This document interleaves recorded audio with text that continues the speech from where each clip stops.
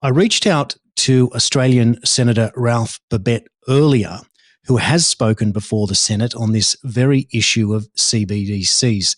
I asked him, was there a push or a pathway towards them here in Australia?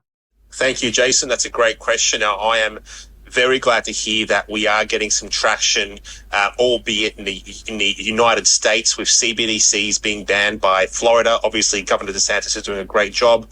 South Dakota and North Carolina. Look, the US is leading the charge in this, and rightly so.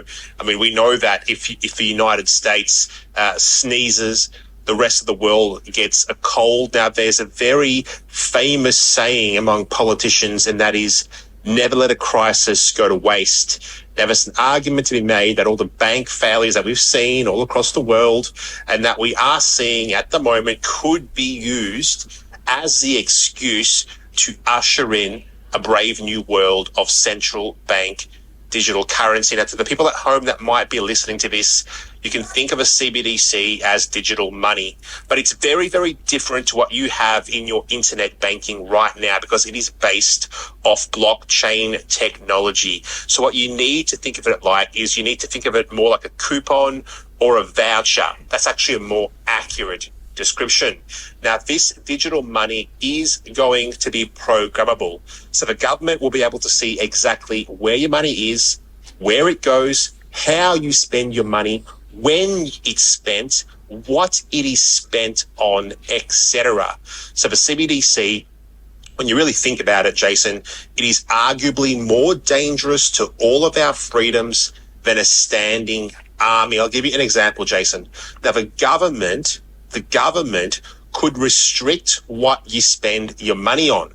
Perhaps they restrict how much alcohol you can buy or what food you can buy. Perhaps they say you can only purchase a certain amount of red meat this month because you've reached your carbon allowance. Now, perhaps, Jason, the government sets an expiry date on your digital money or maybe a negative interest rate.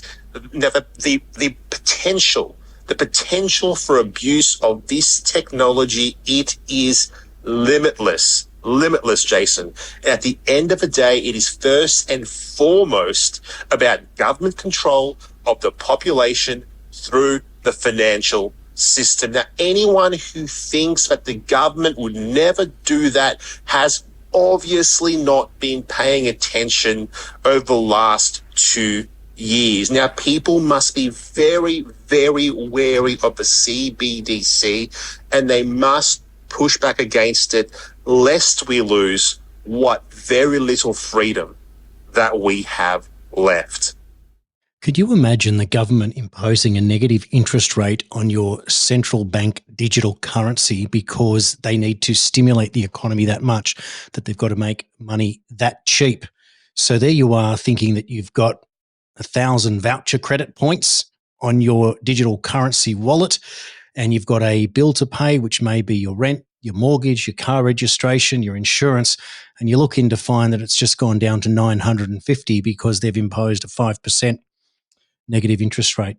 Now, of course, this is just an idea, but when you are working out plans to legislate to change the entire financial system, you need to raise a few points and arguments and challenge them that what happens if this is the case.